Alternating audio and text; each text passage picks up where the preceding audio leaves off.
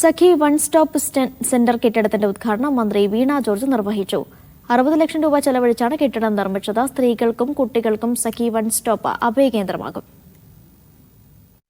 തിരുവനന്തപുരത്ത് പൂജപ്പുരയിൽ വനിതാ ശിശുവകുപ്പ് കോംപ്ലക്സിനകത്താണ് പുതിയ കെട്ടിടം.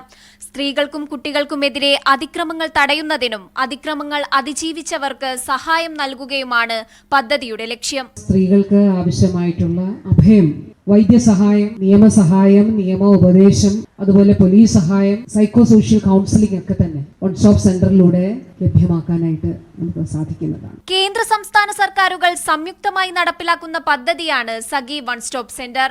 വനിതാ ശിശു വികസന വകുപ്പ് മുഖേനയാണ് ഈ പദ്ധതി നടപ്പിലാക്കിയത്.